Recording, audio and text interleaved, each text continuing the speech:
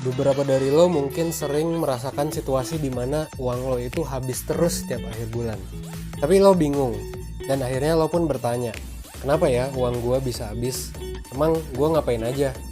Nah, kalau itu yang lo rasain setiap bulannya, maka lo ada di video yang tepat. Kali ini, gue bakal ngasih tahu lo tentang cara buat ngatur keuangan lo. Video ini akan ada berpart-part.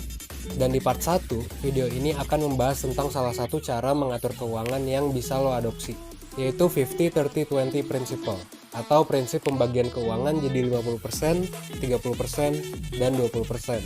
Prinsip ini juga seringkali disebut sebagai the balance money formula. Sebenarnya, mengatur keuangan itu ada banyak caranya. Tapi kali ini gue bakal fokusin ngebahas tentang prinsip 50-30-20 ini. Di video part-part selanjutnya, gue akan lanjut dengan ngomongin prinsip dan cara pengaturan keuangan lain.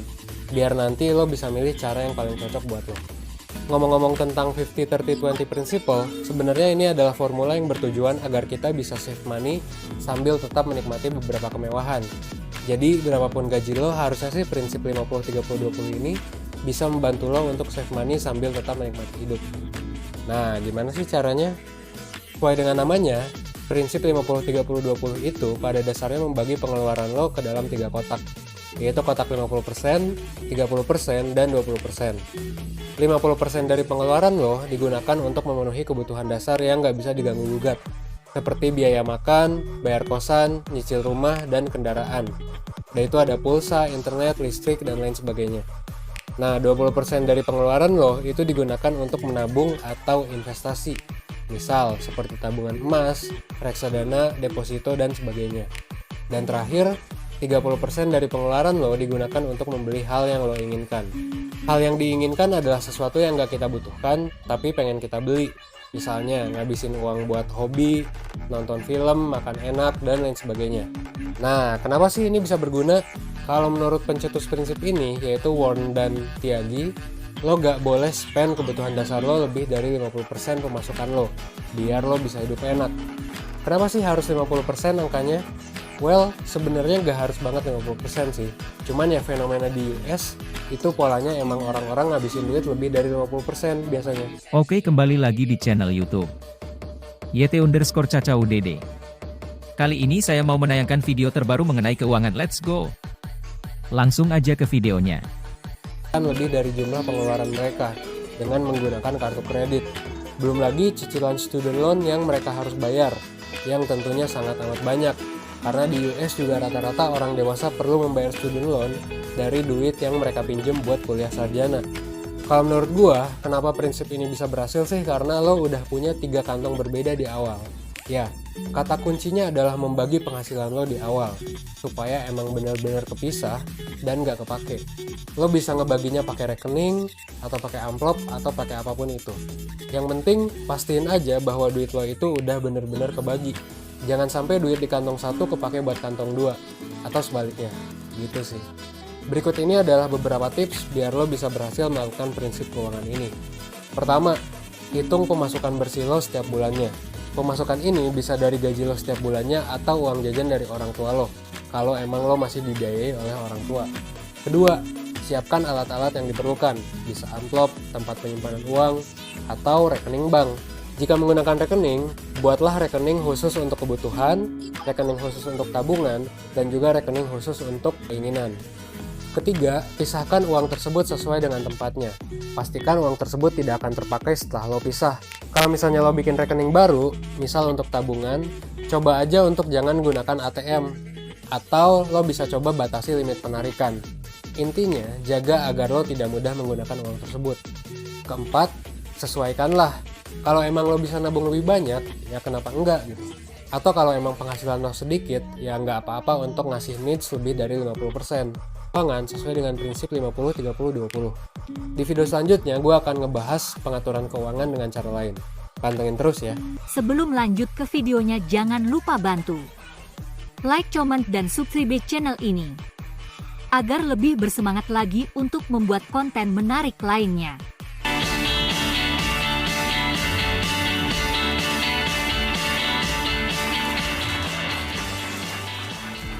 Teman-teman pernah ngebayangin nggak kalau saat ini teman-teman semua punya kesempatan untuk duduk ngopi dengan diri kalian sendiri waktu kalian muda, ya masih muda sih, mudaan, oke.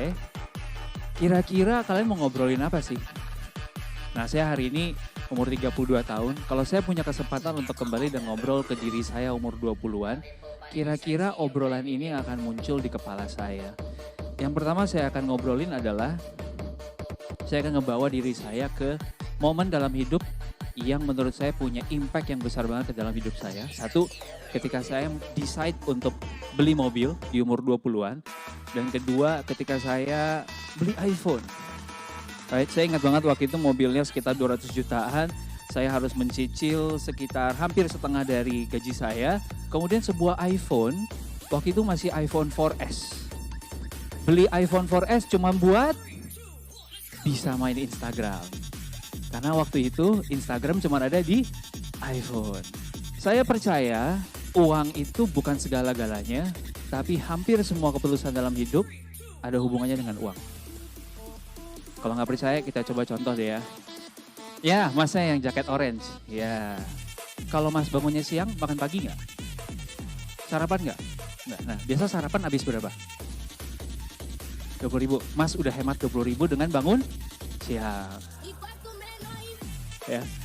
Berarti teman-teman, kalau kita semua di sini mau hemat, kita semua bangun siang. Oke. Ini langsung dapat pembenaran di besok ya. Gue dihajar sama bos-bos di berbagai kantor. Tapi bukan itu maksud saya. Maksud saya adalah bangun siang aja itu punya efek ke keuangan kita. Bagaimana yang lain-lain, keputusan lain dalam hidup.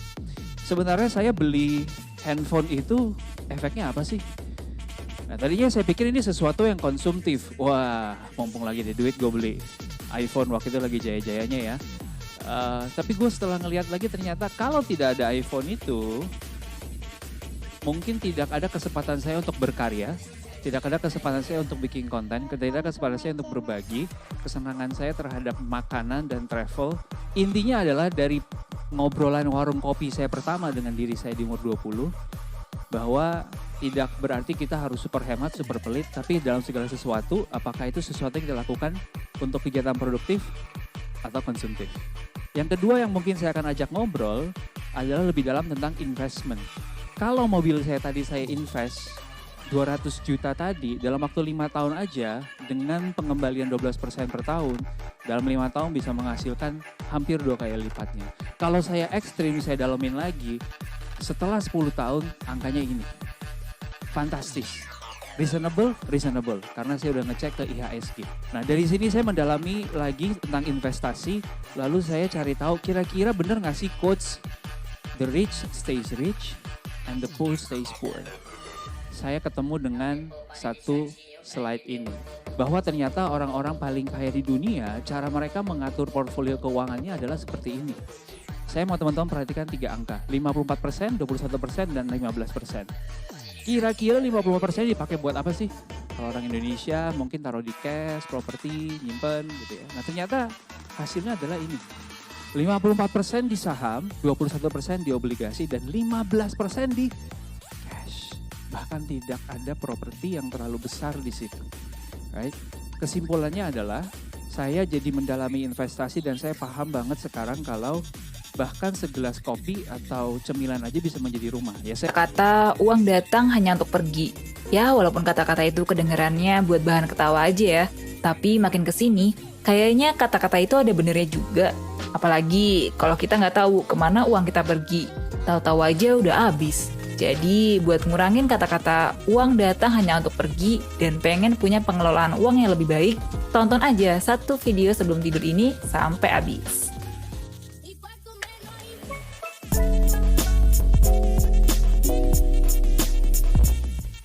Nah, sebelum kita masuk ke pembahasan pengelolaan uang yang lebih baik, pertama, lo identifikasi dulu kondisi keuangan lo. Ini hal yang paling penting buat lo mulai ya. Sebelum lo masuk ke bagian gimana caranya ngelola uang, ya lo harus tahu keseluruhan uang lo tuh kayak gimana gitu. Identifikasi kondisi keuangan ini dilakuin buat ngecek di mana diri lo saat ini secara finansial. Kayak misal kondisi tabungan, aset, utang, dan lain-lain. Jadi pasti ini, lo cari tahu berapa tabungan yang lo punya dan asal pendapatannya, aset-aset yang lo punya saat ini, dan sampai hutang yang lo punya. Dengan lo mengenali ketiga hal ini, lo jadi ada gambaran nih, kira-kira keuangan lo tuh bisa dibilang udah oke atau belum sih? Nah, setelah lo identifikasi, lo bisa lanjut nih dengan buat skala prioritas buat keuangan lo. Skala prioritas ini bisa dimulai dengan kenali dulu apa yang jadi kebutuhan lo setiap bulannya. Kebutuhan orang ya bisa macam-macam ya, dan beda-beda tiap orang. Makanya, dengan lo ngenalin kebutuhan lo sendiri, bisa ngebantu lo buat nyusun skala prioritas dengan lebih mudah. Misalnya, buat sebagian orang, belanja bulanan dalam sekali waktu itu kebutuhan yang paling penting. Tapi buat sebagian orang lain, pakai data atau wifi itu hal yang paling penting.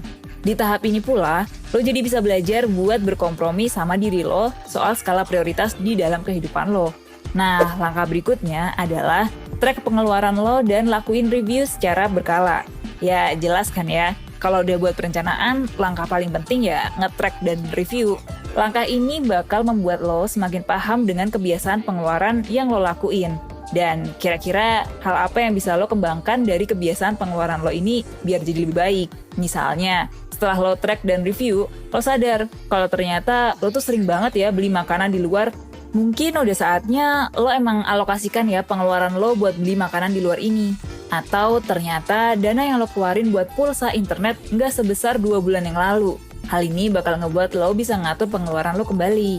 Terakhir, buat tujuan menabung jangka panjang lo. Nggak bisa kita pungkiri kalau nggak semua uang kita itu bakal masuk ke tabungan. Pastinya ada porsi dari uang yang kita punya bakal kita keluarin buat beberapa hal. Selain itu, menabung tanpa tujuan yang jelas tuh jadi rentan bikin kita kebingungan dan jauh lebih rentan buat kita pakai. Soalnya kalau nggak ada tujuan kan ya ada uang banyak dan kita ngelihat banyak keinginan-keinginan kita gitu ya. Kita beli aja, padahal belum tentu keinginan itu kan kebutuhan kita. Misalnya nih, lo nabung jangka panjang buat nyicil KPR rumah atau nabung buat dana darurat. Nah itu kan ada tujuannya tuh. Dengan ada tujuan yang lebih jelas kayak tadi tuh, bakal ngebantu lo lebih konsisten buat nyisihin sebagian pendapatan lo buat nabung. Dan lo jadi bisa ngepatokin juga sih, seberapa besar yang mau lo tabungin gitu. Ilmu-ilmu lainnya soal pengelolaan keuangan bisa lo dapetin di workshop eksklusif dari 1% yang judulnya Workshop Money Management Skills. Ada 2 sesi nih di dalam workshop ini dan keduanya bakal ngebahas jauh lebih mendalam apa yang gue jabarin di video ini. Workshop ini cocok banget buat pemula yang mau belajar tentang pengelolaan keuangan atau ya buat lo yang lagi ngerasa pengelolaan keuangan lo tuh lagi bermasalah. Nanti di sana kita akan bahas bareng soal financial planning. Kenalin kebutuhan lo lebih mendalam dan gimana caranya sih ngelakuin review pengelolaan keuangan tadi. Dengan harga yang tertera di layar, lo nggak hanya dapat materi komprehensif soal pengelolaan keuangan, lo akan dapat fitur-fitur lainnya yang udah disiapin sama tim 1% biar lo bisa ngebuat diri lo lebih paham dengan kondisi keuangan lo saat ini. Dan apa sih yang perlu lo lakuin buat bikin itu jadi lebih baik gitu. Kayak fitur ini nih, worksheet di layar ini nih, yang cuma bisa lo dapetin di workshop 1%. So, tunggu apa lagi? Langsung aja cek link di description box ya buat daftar. Lo juga bisa cek 1%.net buat dapetin informasi lebih lanjut soal workshop ini atau webinar-webinar kita yang lain.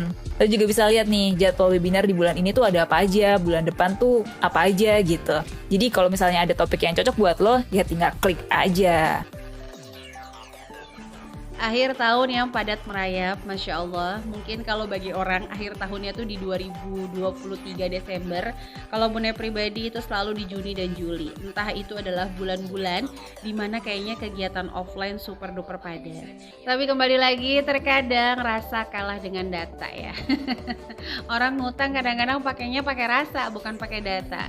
Bahkan kadang tuh ada yang mau ngutang aja sampai datanya harus dimanipulasi, rasanya dibesarkan, udah tahu datanya nggak achieve, datanya tuh nggak sanggup untuk ngutang. Tapi karena rasanya itu terlalu besar dan pede, akhirnya tetap aja berhutang.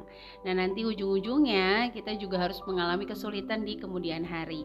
Kayak teman-teman yang mungkin mau ngambil kendaraan, mau ngambil properti, yang kira-kira secara data itu nggak sanggup untuk ngebayar cicilannya, tapi dibantu sama marketingnya untuk di markup ininya lah, itunya lah. Percaya deh, segala sesuatu yang dimulai dengan hal-hal yang kurang baik, kedepannya juga akan menjadi nggak baik teman-teman. Elah, di awal-awal udah kayak mamah dadah ya si bun ayah. Langsung aja yuk di 2 menit awal kita masuk ke mengatur uang ketika hutangnya di luar batas. Jadi Kan maksimal itu hutang sebenarnya 30-40% nih dari income. Tapi sayangnya ada yang nyaris 50 bahkan 70% income-nya buat ngebayarin hutang. Nah, kalau udah kayak gini aku harus bagaimana ya? Nah, ini mudah-mudahan tipsnya manfaat buat teman-teman yang lagi mengalami hal tersebut. Jadi yang pertama, jika budgeting dan mengetahui minus, maka teman-teman harus tetap budgeting. Karena budgeting ini akan menjadi map. Jadi kalau ngomongin apakah ketika budgeting tabungannya langsung jadi banyak? Apakah ketika budgeting kita nggak akan kebablasan? Jawabannya tidak. Ini kita akan membahas tentang 9 cara mengatur keuangan untuk pemula. Mengetahui cara mengatur keuangan untuk pemula adalah keterampilan penting untuk mencapai keuangan yang stabil dan tujuan finansial. Beberapa langkah pengelolaan keuangan yaitu membuat anggaran, mencatat pendapatan dan pengeluaran, menabung, investasi, dan sebagainya. Apakah Anda sedang mencari tips mengelola keuangan secara efektif? Jika Anda adalah seorang pemula, kita akan membahas cara mengatur uang dengan baik agar tidak boros. Mengelola uang secara efektif dapat membantu Anda menghindari tekanan finansial. Tips pengelolaan uang ini membuat Anda hidup di bawah kemampuan finansial sehingga Anda lebih hemat dan bisa menabung lebih banyak uang. Dengan begitu, Anda bisa merasakan keamanan finansial di masa depan. Pengelolaan uang melibatkan pengembangan kebiasaan keuangan yang sehat seperti menabung secara teratur, menghindari hutang yang tidak perlu, dan berinvestasi dengan bijak. Dengan mengembangkan kebiasaan ini, Anda dapat membangun fondasi keuangan yang kuat yang akan membantu Anda mencapai tujuan finansial. Jadi tunggu apa lagi? Yuk cari tahu 9 cara mengatur keuangan untuk pemula. Lakukan pelan-pelan ya, sampai Anda terbiasa mengelola gaji bulanan dengan baik agar tidak boros. Kenapa ya selalu kehabisan uang? Punya pekerjaan keren dengan gaji lumayan, tapi rekening bank selalu kosong. Nah, di video ini aku akan bagikan 8 alasan mengapa banyak orang mungkin selalu merasa kekurangan uang. Tak peduli berapa banyak yang mereka dapatkan. Jadi, kamu harus tetap menonton video ini sampai habis, agar tahu apa yang bisa kamu lakukan untuk mengubah situasi ini. Tapi sebelum kita lanjut ke videonya, jangan lupa untuk subscribe ke channel ini. Kalau kamu belum melakukannya, dan buat yang sudah sering mampir, aku mau berterima kasih atas dukungan terus-menerusnya. Dengan begitu, mari kita mulai. Pernah nggak kamu kepikiran kenapa ada yang miskin banget, sementara yang lain kelihatan sangat kaya? Di dalam sebuah penelitian oleh National Public Radio, Kaiser Family Foundation, dan Harvard University serta Kennedy School tentang penyebab kemiskinan, 48% responden menyalahkan siklus kemiskinan yang berlarut-larut pada orang yang nggak cukup membantu diri mereka sendiri. Sementara 45% menyalahkan akan keadaan. Selain itu, sekitar setengah dari peserta survei yang lebih mapan percaya bahwa orang miskin nggak cukup membantu diri mereka sendiri. Tapi kamu harus tahu bahwa ada sekitar 39% dari orang miskin ini juga punya pandangan yang serupa. Tanpa melihat statistiknya, banyak orang Amerika saat ini juga menghadapi berbagai kesulitan keuangan, mulai dari biaya hidup yang tinggi, perawatan kesehatan, pajak, hingga biaya kuliah. Dan bagi sebagian orang, beban-beban berat ini membuat mereka merasa seolah-olah mereka akan selalu miskin. Sementara beberapa orang terjebak dalam kemiskinan akibat keputusan keuangan buruk yang mereka buat setiap hari, atau karena ketidakadilan dalam privilege dibandingkan dengan mereka yang kaya. Untungnya, ada strategi yang bisa kamu gunakan untuk membangun kekayaanmu seiring waktu. Namun sebelum kamu mulai menciptakan kekayaan, kamu harus lebih dulu mengidentifikasikan kebiasaan-kebiasaan yang menguras keuanganmu. Dan itulah yang akan kita bahas dalam video ini. Berikut adalah 8 alasan mengapa kamu mungkin terjebak dalam siklus kemiskinan yang tak berujung. Pertama, kamu tidak berhemat. Menurut data dari Bankrate tahun 2022, 56% orang Amerika tidak akan mampu menutupi tagihan tak terduga sebesar $1.000 dengan tabungannya. Dengan kata lain, orang Amerika umumnya kurang memiliki tabungan. Oleh karena itu, mereka rentan terhadap hutang yang mengakibatkan siklus kemiskinan yang tidak berujung. Tidak seperti yang banyak orang pikirkan, kamu tidak perlu menghasilkan sejumlah uang tertentu untuk berhemat. Sangat penting untuk memprioritaskan menyimpan uangmu tanpa memandang usia, tahap dalam hidup, atau banyaknya pendapatanmu. Ketika berbicara tentang menyimpan uang, yang penting adalah kebiasaannya, bukan jumlahnya. Semuanya bermuara pada prioritasmu.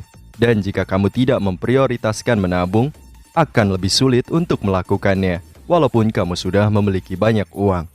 Apakah kamu rela menabung untuk sebuah mobil baru, rumah baru, atau masa pensiunmu? Tapi kamu tidak akan berhasil melakukannya, kecuali kamu menjadikan berhemat sebagai prioritas utamamu. Banyak orang mengira bahwa menyisihkan sejumlah kecil uang tidak akan pernah cukup. Tapi nyatanya, tiap tetes uang yang akan kamu sisihkan secara perlahan membentuk jumlah yang sangat besar. Tentu saja, menjadikan menabung sebagai kebiasaan bukanlah perkara yang mudah. Ini butuh banyak latihan. Jika kamu mulai melakukannya sejak dini, setiap kali gajian datang, kemungkinan besar kamu akan tetap konsisten. Dan ingat, semakin awal kamu memulai, semakin baik peluangmu untuk masa depan yang stabil secara finansial.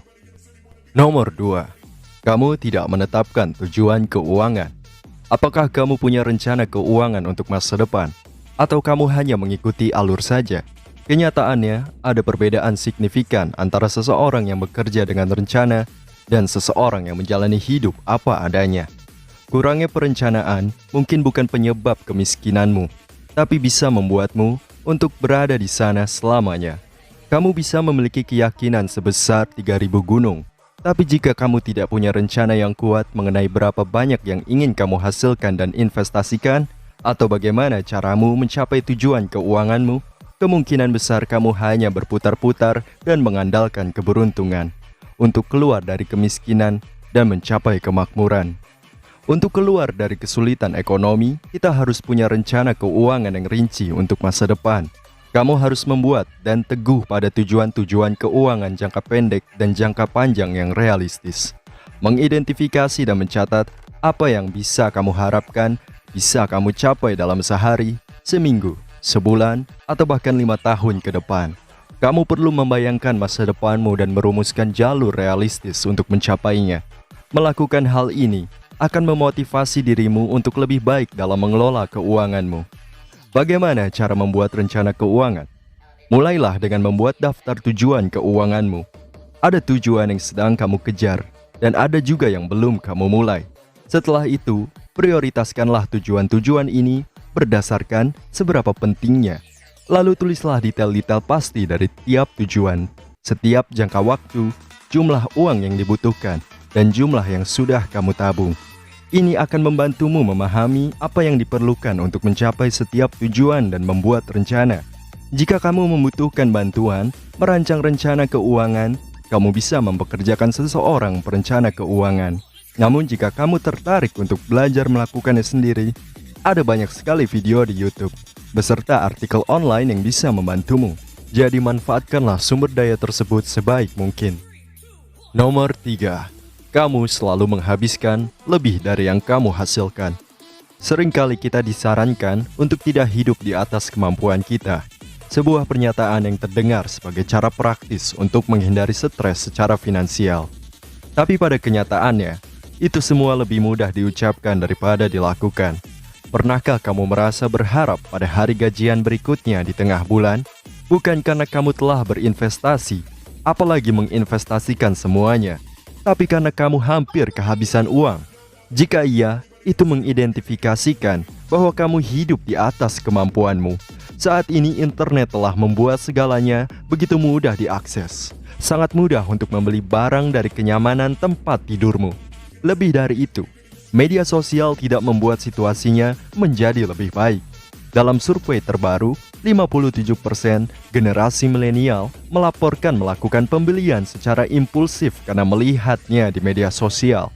Ini menunjukkan seberapa besar dampak media sosial terhadap kebiasaan belanja kita. Lebih dari sebelumnya, kita mudah terpengaruh oleh gaya hidup mewah yang dilihat secara maya. Kamu melihat orang memamerkan mobil mewah, iPhone baru, dan liburan yang indah, dan kamu ingin menjadi seperti mereka. Jadi kamu menghabiskan uang yang ada, atau bahkan berhutang, hanya untuk menikmati pengalaman yang sama. Akibatnya, kamu terjebak dalam hutang, karena mencoba mempertahankan gaya hidup yang sebenarnya tidak mampu kamu bayar. Jika ini menggambarkan dirimu, saatnya untuk mempertimbangkan ulang kebiasaan belanjamu. Menghilangkan barang-barang tidak perlu dari anggaranmu, dan mulai menyisihkan uang. Nomor 4. Kamu menghabiskan terlalu banyak untuk tempat tinggalmu. Salah satu alasan mengapa kebanyakan orang selalu kekurangan uang adalah karena mereka menghabiskan terlalu banyak uang untuk tempat tinggal mereka. Jika sebagian besar gaji kamu digunakan untuk biaya hunian, maka rekening bankmu pasti akan terganggu. Biaya hunian yang ideal sekitar 30%. Ini merupakan jumlah tertinggi yang bisa kamu habiskan untuk rumah dan masih tetap menjalani gaya hidup yang masuk akal. Mengingat tingkat pendapatanmu, misalnya jika kamu menghasilkan 10 juta rupiah per bulan sebelum potongan pajak, maka sebaiknya kamu tidak tinggal di rumah yang sewanya melebihi 3 juta rupiah per bulan. Aturan 30% adalah panduan yang baik, tetapi bukan aturan universal, karena situasi bisa berbeda-beda. Jadi kamu mungkin perlu menyesuaikannya. Sebagai contoh, katakanlah kamu tinggal di daerah berpendapatan rendah. Kamu tidak harus melewatkan apartemen seharga 1.800.000 per bulan, karena hanya 18% dari pendapatan bulananmu. Di sisi lain, mematuhi anggaran sewa 30% tidak mungkin dilakukan di tempat seperti kota Jakarta atau Surabaya, di mana rata-rata biaya sewa apartemen satu kamar tidur melebihi 5 juta rupiah per bulan. Jika biaya sewa rumahmu terlalu memberatkan, kamu perlu mempertimbangkan opsi lain. Kalau tidak, kamu akan terjebak hidup dari gaji ke gaji. Kamu bisa pindah ke rumah atau lingkungan yang lebih murah, atau kamu bisa mencari teman sekamar dan membagi biaya. Nomor 5. Kamu tidak punya anggaran. Anggaran sebenarnya adalah pondasi dari keuangan pribadimu. Tanpa anggaran, kamu pasti bakal terus miskin. Orang yang tidak punya anggaran biasanya tidak tahu kemana uang mereka pergi setiap bulan. Dan ini cara yang sangat berbahaya dalam mengelola pendapatanmu. Anggaran memberikanmu pemahaman tentang bagaimana kamu menghabiskan pendapatanmu tiap bulan. Sehingga kamu tahu di mana kamu harus mengurangi pengeluaran dan di mana kamu harus mengalokasikan lebih. Kamu bisa mencatat tujuan-tujuanmu dan punya perkiraan realistis kapan tujuan-tujuan itu bisa tercapai. Jika kamu tahu kebiasaan borosmu, tapi kamu tidak bertanggung jawab, kamu akan selalu menghindari anggaran karena itu mengingatkanmu pada keputusan-keputusan keuanganmu yang buruk. Akibatnya kamu tidak akan bisa memperbaiki situasi keuanganmu. Padahal dengan anggaran, kamu bisa mengontrol pengeluaranmu dan menghindari hutang. Sayangnya, hanya sedikit persentase orang Indonesia yang rutin mengikuti anggaran dan mengupdate-nya. Tidak cuma di Indonesia. Baru-baru ini survei oleh perusahaan biaya pinjaman Opel Loans menunjukkan bahwa 73% orang Amerika secara rutin tidak mengikuti anggaran. Selain itu, salah satu dari 10 peserta mengungkapkan bahwa mereka sama sekali tidak membuat anggaran. Sebuah survei lain menemukan bahwa 65% orang Amerika tidak tahu berapa banyak uang yang mereka habiskan bulan sebelumnya. Selain itu, generasi saat ini tampaknya paling tidak tahu berapa banyak yang mereka habiskan dan sulit memiliki anggaran yang efektif. Kamu perlu melacak pengeluaranmu secara teratur. Ini membantu kamu memahami kebiasaan pengeluaranmu, sehingga kamu bisa membuat rencana yang lebih baik di masa depan. Jadi pastikan kamu mencatat setiap pengeluaran, hingga uang terakhir pun. Untungnya, ada banyak sekali aplikasi yang tersedia di ponsel atau komputermu yang bisa membantumu melacak pengeluaran. Jadi, manfaatkanlah sebaik mungkin. Nomor 6. Kamu sedang menunggu seseorang untuk menyelamatkanmu. Memiliki hubungan yang tepat bisa membuka peluang-peluang baru. Namun percaya bahwa kamu hanya bisa berhasil dengan bantuan orang lain adalah cara pasti untuk membuat dirimu terjebak. Banyak orang percaya bahwa kunci kesuksesan mereka adalah seseorang yang lebih baik atau lebih pintar dari mereka. Ada yang berharap akan bertemu teman lama atau anggota keluarganya yang akan mengungkapkan rahasia menghasilkan uang kepada mereka. Terima kasih sudah menonton videonya hingga habis. Untuk yang baru bergabung semoga betah dan untuk yang sudah lama stay jangan bosan-bosan dengan apa yang channel ini tayangkan.